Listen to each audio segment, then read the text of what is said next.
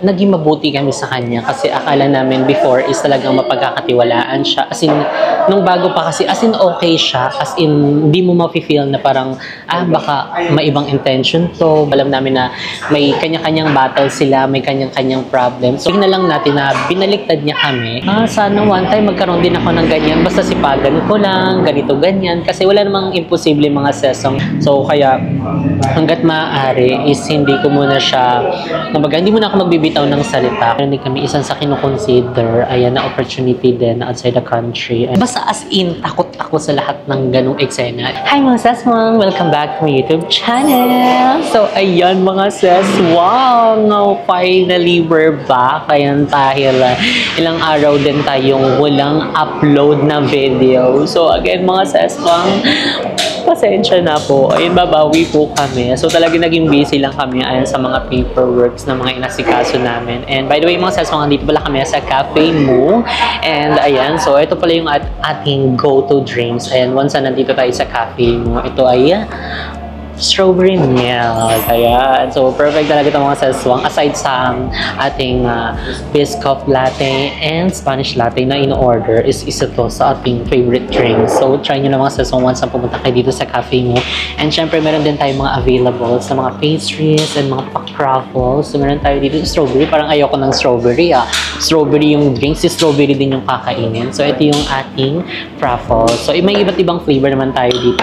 So, pag pumunta kayo dito, tingnan nyo na lang yung menu namin. And syempre, may mga iba't ibang pastries din tayo na available. And syempre, meron din tayong DIY ramyun. Ayan, na kung saan kayo ay ang magluluto. And syempre, maglalagay ng mga iba't ibang mga add-ons. So anyway, mga seswang, ayan, we're back. Stronger and bolder. Parang iba yung bold. FHM, yan. Lakas makabold. So anyway, mga seswang, so today is magkakaroon lang tayo ng live update. Ayan, dahil syempre ilang days din tayo walang upload. Sobrang na-miss ko kayo. As in kayo, wag may skip to. Yeah, so ayan mga seswang. So, habang sumasagot tayo ng mga question is syempre meron tayong drinks dito. Hindi tayo magugutom kasi nandito tayo sa cafe mo. Bago tayo mag-start, isitikman muna natin itong ating crackles. Ayan. Kain po.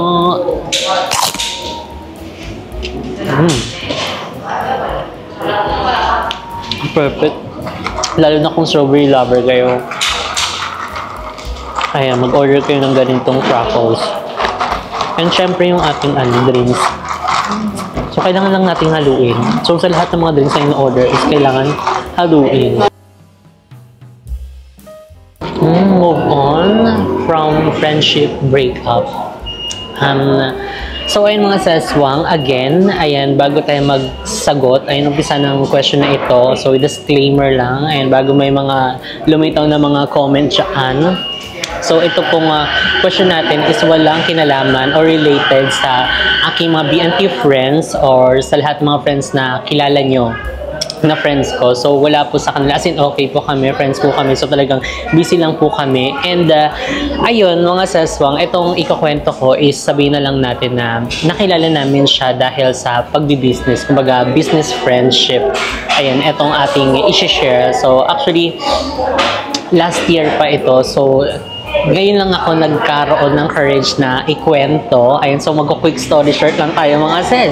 Hindi to once abara tayo na talaga namang focus ang ating question. So, ayun na nga. Kumaga, kasi kami mga seswang is hindi naman kami madamot pagdating sa mga learnings, pagdating din sa mga bagay-bagay. Kasi syempre yung mga natutunan namin is yung iba doon is naturo lang din sa amin. So, talagang hindi mo kailangan ipagdamot. So, yun nga, nakilala namin siya dahil sa pagbibusiness, sa pagpasok namin sa business world. And sabihin na lang natin na naging mabuti kami sa kanya kasi akala namin before is talagang mapagkakatiwalaan siya. As in, nung bago pa kasi, as in okay siya. As in, hindi mo ma-feel na parang, baka may ibang intention to, baka ganito lang siya sa umpisa. And syempre kami is bilang mabilis kami magtiwala and wala naman din kami pinipiling mga taong papakisamahan namin. Basta kung ano yung namin, pakikitungo namin sa isa, ganun na lang din yung pakikitungo namin sa lahat. So, mag-forward na tayo mga seswang. Kumbaga parang last year, ayan, siya, parang sabihin na lang natin na binaliktad niya kami kumbaga, siniraan niya kami sa ibang tao, which is, siya yung may utang sa amin originally, pero ang kinukwento niya sa ibang tao is kami yung merong utang sa kanya, which is wala kaming utang mga seswang kahit kanino. Kung nagkaroon man kami ng utang, yun po ay bayad. So mga 5K, 2K lang yun. So ito kasi is medyo malaking presyo siya, and hindi namin in-expect na ganun pala yung sinasabi niya sa ibang mga friends namin, kung ano yung paninirang sinasabi niya, which is parang nagulat kami na parang, ha?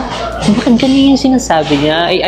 Kami kasi mga seswang, ayaw ko napapansin nyo, wala pong perfecto na tao, walang perfect life. Kung napapanood nyo, lagi kami nagta-travel, lagi kami pumupunta sa kung saan-saan, party dito, kung saan-saan dyan. And kasi mga seswang kami is hindi naman kami, kumbaga, kung ano yung downside namin, kung ano yung problem namin is ilalabas pa namin sa YouTube. Kumbaga, inisip namin na kami yung may problem nito, so kami lang din yung makakasolusyon. And syempre ang mga tao, iba-iba yan. May mga taong iba't ibang pinagdadaanan. So, alam namin na may kanya-kanyang battle sila, may kanya-kanyang problem. So, ayaw namin na parang madagdagan pa yung iisipin nila or yung mararamdaman nilang problema. So, kaya hanggat maaari, lahat ng problema inaano namin, na nararanasan namin or na-encounter namin is hindi na namin siya nilalabas pa sa public or ibina-vlog. Kumbaga, parang susolusyonan na lang namin yan. So, kaya kung makikita nyo, puro travel, puro bagong business, ganito yung mga bina-vlog namin is to inspire. Ang sarap lang sa feeling. Ayan, dahil may mga nagme-message din sa amin na na-inspire daw sila sa amin, which is yung sa pagninegosyo. Ayan, itong nai-publish namin yung cafe mo is na ano din yan, nasabi niya na parang pangarap din daw talaga niya yung magkaroon ng coffee shop. So, kaya nung na-publish namin na meron kaming coffee shop, na-vlog namin yung mga step by step, kung paano yung magkaroon ng ganito, ganyan. And ayun, isa siya sa mga talagang na-inspire namin. So, ngayon is meron na siyang pop-up coffee. Ayan, meron na siya talagang doon malapit sa kanilang bahay. So, thank you daw dahil ay na-inspire siya. Ayan, na abutin yung kanya pangarap or sundin yung pangarap niya magkaroon ng coffeehan. So, kaya naman, super thankful lang kami. Ayan, sa lahat ng mga taong nakaka-appreciate sa aming vlog. So, thank you so much. And syempre, sa lahat ng mga na-inspire namin dyan, maraming salamat po bilang naging nyo po, inspirasyon nyo sa pagsabi na isa kami sa inspirasyon nyo. Thank you so much po. To cut the story short, so ayun na nga, super nang tiwala kami and tiniwala namin sa kanya yung malaking pera na sana is magiging puhunan namin sa bagong business aside sa cafe mo, aside sa JK Samgyupsal. So, ayun, pinag-pray na lang namin, sigad na lang yung bahala sa kanya. And ayun, masakit pero wala, nangyari na and hindi naman din natin na maipupush na mabayaran niya yun. So, kaya si Lord na lang ang bahala sa kanya. Ganun talaga mga seswang, people come and go. May mga ganung tao talaga, hindi mo maipi-please na sana mag-stay kayo, sana wag niyong gawin sa akin to. Walang ganon. So, kaya tayo mga seswang is wag tayo magbigay ng tiwala ng 101% sa kahit na sinong tao. So, yung mga seswang, ang big lesson doon is wag talagang magtitiwala ng bongga. So, yun isa sa learnings namin. So, kaya ngayon is talagang extra careful kami sa lahat ng mga taong makakausap namin. And syempre, pagdating sa mga malalaking pera, talagang kailangan talaga ng black and white paper, ganon. Finish or not finish, pass your paper. Ganon. Ang sarap ng strawberry mga seswang. As in, meron pa siyang strawberry talaga. Diba? And meron din naman kami iba't ibang mga flavors. So, meron din kaming blueberry, kung bet nyo. Diba? Punta na kayo sa cafe mo. Mukbang pala ito eh. Pursue your studies. So, ngayon mga seswang is hindi ako makapagbigay ng sagot. As in, kasi syempre, ayoko naman magsalita ng tapos, di ba? Tapos bilang mangyayari is hindi yung mangyayari. So, kaya hanggat maaari is hindi ko muna siya, hindi muna ako magbibitaw ng salita. Kasi syempre karamihan ng mga nagsasalita ng tapos mga seswang talagang walang nangyayari. So, kaya ngayon para hindi ma-jinx, sabihin na lang natin na we're planning mga seswang, ayan, na bumalik ako sa pag-aaral. So, ayan, before kasi is nag-ALS ako. So, nakagraduate ako ng ALS. So, kung magtatanong ko ano yung ALS, isa po siyang Alternative Learning System. So, nag-ALS ako noon before. Pandemic yun eh. Nakagraduate ako doon mga sis. So, wait lang, mahanap ko yung picture ko. Parang ito ata picture ko. Mahanap ba yan siya? No, di ba? Itsura ko dyan. Pandemic yan mga seswang habang nagpapagawa kami ng bahay is nag-aaral din ako. So, and super thankful din ako sa naging teacher ko, and dahil talagang grabe yung kumbaga dedication niya. Gusto niya lahat ng estudyante niya is makapagtapos. Lahat ng estudyante niya. Kumbaga parang nagbibigay siya ng anong tawag doon, like kunyari hindi ako available sa ganitong araw, is nagbibigay siya ng special basta exam or ganun project na ipapagawa sa akin. Ayun, syempre dahil pandemic pa noon, so hindi naman talaga lahat is kumbaga open, as in pwede kayo pagsama-samahin, ganito ganyan. And parang naalala ko is nakapag pa ako noon, kumbaga face shield pa noon, face mask, tapos yung graduation namin parang pinicturan ka lang, sinuotan ka lang ng ganong toga. Pero and super thankful ako doon. And syempre isa din sa dream ko is yung makalakad sa stage, yung kukuha ka na ng toga mo, yung naaampa ka na, yung rarampa ka na, tapos congratulations sa lahat ng mga teacher, gano'n. So, isa yun mga seswang sa pinaplan namin na bumalik ako sa pag-aaral. Pero hindi ko muna sasabihin na yes, gano'n, kasi ayoko ma-jinx tayo. And syempre, alam niyo na, syempre may mga bagay na hindi natin masasabi, pero hindi close ang aking mind, and syempre hindi close ang aking sarili para hindi ipagpatuloy. So kumbaga, yes, is meron din kaming kinoconsider, ayan na opportunity outside the country. Ayan, syempre hindi naman din kami nagsisettle for less, hindi din kami nagsisettle na ganito lang, ayan na yung ganito yung business. So, syempre, nag-ano din kami na panibagong knowledge, ayan, na makakatulong din sa aming mga business na yon. Ayan, so, soon, ayan, basta, so, si God na, si Lord na ang bahala. Keep on praying, and syempre, hindi kami nawawalan pag-asa, and talagang, basta pag may pangarap ka, ipaglaban mo. Ganon. So, kaya, keep believing yourself, and try to explore the other universe, brother.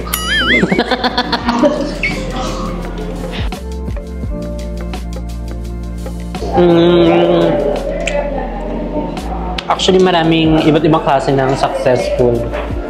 Successful sa pag-ibig, successful sa business, successful. Ang dami. Super.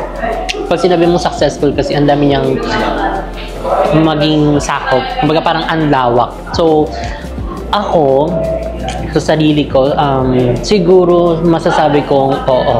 Kasi from Jessica before, ayan na, takot mag-commute, takot mag-order sa Starbucks, takot mag-order sa Jollibee. As in, lahat yun mga seswang is kaya ko nang gawin ngayon. So, kaya masasabi ko na successful kasi lahat ng kinatatakutan ko dati, lahat ng mga hindi ko sinubukan dati dahil takot ako is na-conquer ko siya. Conquer? Kumbaga nilaban ko. So, as in, kung napapanood yung vlog before mga seswang is isa ko sa talagang inuutosan ni QLs na bumili sa Starbucks, and natatakot ako kasi hindi ko alam kung ano yung sasabihin ko, hindi ko alam kung ano yung basta as in takot ako sa lahat ng ganung eksena, lalo kapag paulit-ulit kami sa Starbucks. Jessica, ikaw naman umorder. Kuya, ayoko, hindi ko alam anong sasabihin ko. Sabi, ano na lang sa'yo, coffee jelly na lang. Ay, puro coffee jelly na lang kasi yun lang talaga yung unang coffee ko, so hindi na siya nabago hanggang ngayon. Pero ayun, tignan mo, may cafe mo, di ba? Dati takot mag-order sa sa Starbucks, so ngayon meron ng cafe mo. Takot mag-order sa Jollibee, may JK Samgyupsal. So lahat yun, and as in, alam mo yung dumating pa sa point na dati kasi is din ako, kumbaga isa ako sa mga fandom. Para sabihin natin ng mga isang grupo ng mga fans ng isang artista. Tapos pumupunta kami diyan. Magtatanong lang ako sa namin, sa GC namin kung ano papunta diyan? Anong sasakyan ganito ganyan. Buti na lang yung isang member namin sa grupo is malapit lang sa amin. So sumasabay na ako sa kanya. Tapos pagdating doon is hindi siya sumama pa uwi. So ang ending from COD to Kaingin, nilakad ko po yun. Kasi hindi ko alam. Sabi ko, para po, bumaba ako COD. Pagka COD, di ba super dilim doon dati? Halang nilakad ko yun hanggang sa bahay namin kasi hindi ko alam ang pauwi. Ganun. So, kaya super thankful din ako dahil syempre lahat yon is kumbaga nabago. Lahat yon is kumbaga yung mga kinakatakutan ko before is na-improve ko, na ilabad ko siya ngayon. So, kaya thank you so much, Lord. Ayan, dahil tignan mo, hindi mo inaasahan yung dating takot mag-order sa Starbucks is may sariling kapihan na. Takot mag-order sa Jollibee, meron ng sariling restaurant. So, talagang hindi mo masasabi yung mundo eh. So, talagang super thankful ayan sa lahat ng mga taong nakapaligid sa akin. Siyempre si Mu, ayan, na talaga na yung aking partner na super alaga, super mapagmahal, super madiligin.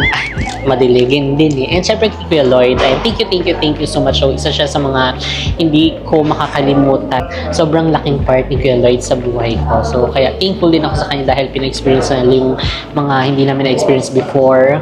Binigay niya yung mga dating hindi namin afford, as in lahat ng mga knowledge. So, super thankful and grateful kami sa lahat ng mga ginawa ni Kuya Lloyd sa amin, and hanggang ngayon is hindi namin siya makakalimutan, lalong-lalo na sa aming mga puso. So, kaya lagi siya nakatatak sa akin. So, isa sa inspirasyon talaga naman. Oo, ganun. So, kung nasan man siya, sana is happy siya sa lahat ng mga achieve namin, nararating namin ngayon. So, Kuya Lloyd, ayan, may copy muna, sayang kung nandito lang si Kuya Lloyd. Ayan, isa siya sa mga matutuwa ayun sa mga na-achieve natin. Siguro lagi siya nagka-content dito sa campaign mo, lagi siya nagka-content ng mukbang sa JK Samgyupsal, diba? So, ayun, super thankful talaga as in. And syempre, sa aming family, ayan na, laging nakasupport lang, ayan dyan sa amin. So, go with the flow lang. As in, sila talaga yung isa sa mga sumusuport. Ayan, once na kami ay nangihina. So, ayun mga saswang, never settle for less. Ayan, syempre, may mga goals din tayong inaano natin na ma-achieve natin. And syempre, kailangan lang natin ng dedication in life and grind. Ayan, to push, ayan, ang iyong pangarap, diba? Gusto mo yun. Never stop. Ayan, never stop believing yourself. Never stop dreaming. I never stop na abutin ang iyong mga pangarap sa buhay. Basta magtiwala ka lang sa sarili mo, and syempre, laging nandyan si God sa center ng inyong pagmamahalan, and syempre ng iyong mga plans sa buhay. So, lahat yan magagawa mo. Basta tiwala ka lang talaga sa sarili mo at ilaban mo yung pangarap mo yan. Last year, ayan, dahil ayun yung kinasal kami ni Mo, ayan, actually mag 1 year anib na din, no? Diba? Gusto mo yun, 1 year na pala. And isa sa namin, goal namin last year is maging corporate, ayan, sa business namin, maging corporation, which is na-achieve namin siya. And this year, siguro, ayan, we're planning, ayan, na i-build ang aming house, ayan, ang aming dream house, mag-asawa. So, gusto nyo ba ulit? Bahay serye? Update, ganon. Diba? Isa din yun sa mga na-miss namin eh. Pero, stressful ang pagpapagawa ng bahay, pero iba din kasi sa feeling na yung kapag matatapos mo na siya. And dahil nangyari na yun before sa aming bahay serye, diba? Yung sa House of Blessings. Ayan, super thankful kami sa lahat ng mga angels namin.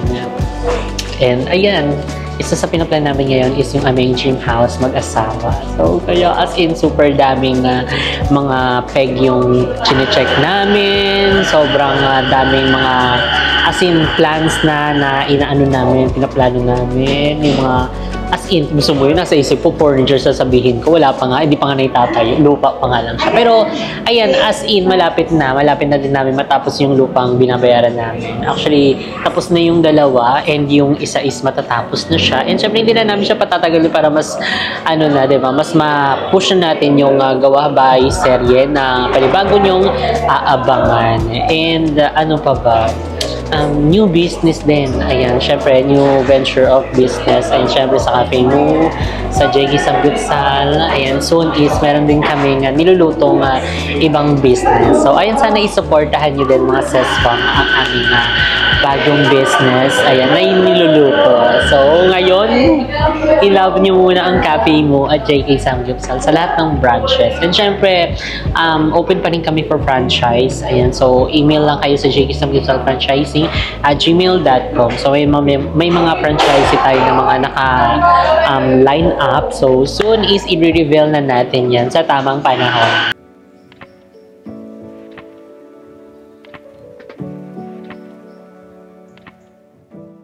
So, ayun mga seswang, that's it for today's live update. Ayan, so maraming salamat sa inyo mga seswang. So, ayun, sobrang dami niyong aabangan mga seswang, hindi lang dito sa cafe mo, bagkus din sa JK Samgyupsal. So, dito sa cafe mo is soon is magiging available na siya sa Grab and Food Panda. And syempre, may mga bagong product na ilalabas sa cafe mo.